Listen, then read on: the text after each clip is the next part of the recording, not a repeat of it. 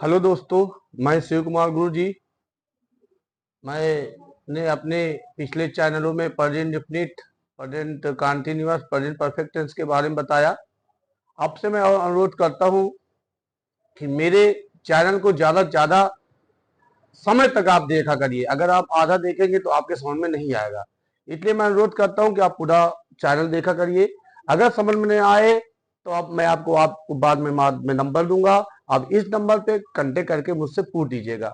आज आपके सामने है प्रेजेंट परफेक्ट कंटीन्यूअस। कौन सा टेंस है? Present perfect continuous. याद रखिएगा, प्रेजेंट परफेक्ट कंटीन्यूअस। इस टेंस में क्या होता है? इस टेंस के अंत में रहा है, रही है, रहे हैं। याद रखिएगा, रहा है, रही है, रहे हैं। समय बताने के लिए हमने अफर्मेटिव, नेगेटिव तीनों का उपयोग किया, जिससे आपका समय ना खराब हो, क्योंकि समय आप जानते हैं बहुत ही कीमती होता है। ज्यादा बड़ा वीडियो बन जाएगा तो आप देखेंगे नहीं, आपको इंटरेस्ट भी नहीं लगेगा। तो याद रखिए, इस टेंस के अंत में रहा है, रही है, रहे हैं आदि शब्द आता है, और इसकी एक खासियत होता है, समय दिया होता है। समय दिया होता है, लिखा हुआ है। यदि समय निश्चित है तो हम सिंस का प्रयोग करते हैं। कैसे निश्चित हमको मालूम चलेगा? जैसे आप समझ लीजिए, एक दिन में सुबह कितनी बार होता है? एक बार, सिंस लगेगा। दोपहर कितनी बार होता है? एक बार, सिंस लगेगा। शाम कितनी बार होता है? एक बार, सिंस लगेगा।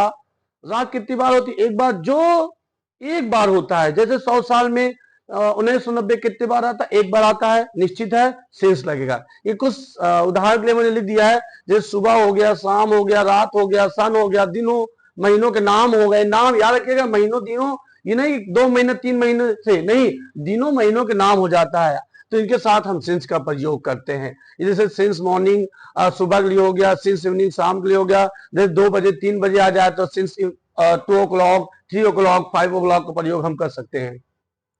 फिर यहाँ दिया इस टेंस में, हम याद रखिएगा, इस टेंस में सिंगुलर सब्जेक्ट के साथ, सहायक की जब बात करें, इस टेंस में हम सिंगुलर सब्जेक्ट के साथ, एक वचन के साथ सहायक की जब किसका प्रयोग करते हैं? Has been. याद रखिएगा, हैज बीन का प्रयोग करते हैं।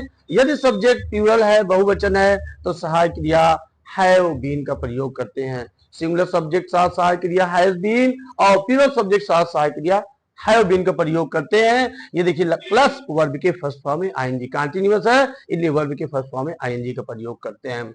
यदि सेंटेंस नेगेटिव है, एकदम छोटा सा, एकदम सिंपल से है, एकदम सिंपल से है, ज्यादा समझ नहीं लगे, बस सोचने की आप देरी, ध्यान देखिएगा।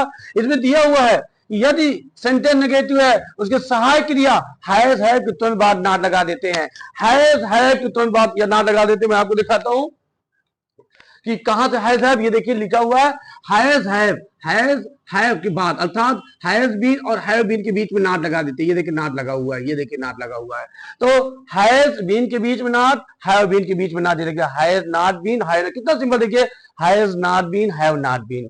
और यदि सेंटेंस इंटरोगेटिव होता है तो हम उसके सहायक क्रिया, उसके सहायक क्रिया को उठा करके, सहायक क्रिया मतलब कौन कौन से? केवल हैज और हैव, हैज हैव को उठाकर सबसे पहले रख देते हैं। याद रखिएगा, हैज हैव को उठाकर सबसे पहले रख देते हैं और अंत में प्रश्नवाचक का चिन्ह लगा देते हैं। ये सामने मैंने आपके फार्मूला में लिख दिया है, ये लगा हुआ है, सब्जेक्ट लगा हुआ है, प्लस हेल्पिंग और हैज और हैव प्लस बीन, बीन जरूर लगेगा।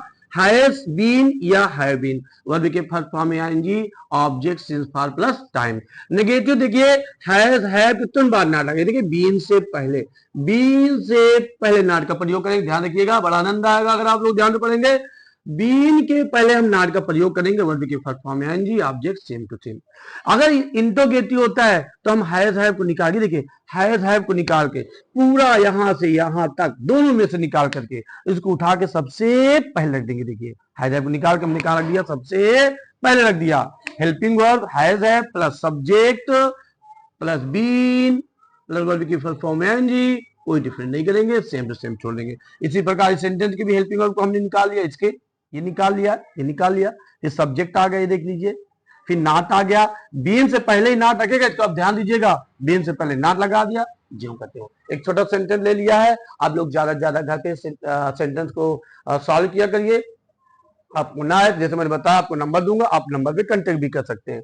जैसे माता जी सुबह से मंदिर में पूजा कर रही हैं। कौन?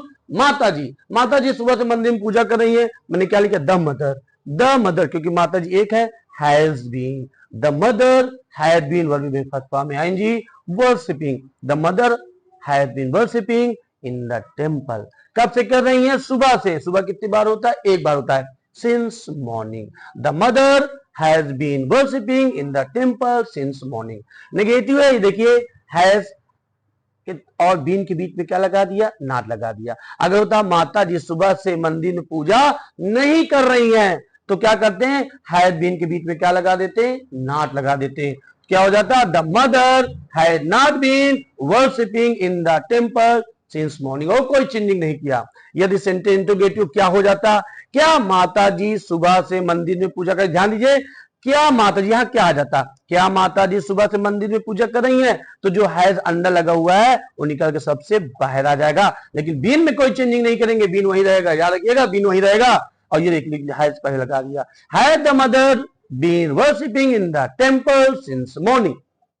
अगर नेगेटिव है तो याद रखिएगा नाट यही रहेगा। नाट में हम कोई चेंजिंग नहीं करेंगे, केवल सहाय की जगह उठा के हम बाहर रखेंगे और सेम टू सेम। अगर सेकेंड इंटरोगेटिव होता है तो सेकेंड इंटरोगेटिव में क्या करते हैं? जो इसकी मीनिंग होती है उसकी मीनिंग निकाल के पहले रख देते हैं। यहाँ क्यों, कब, कैसे हो जाता? या अगर क्यों होता, यहाँ वाई लगाते। Why has the mother been worshipping in the temple since morning. यहां भी लगा देते अगर होता तो।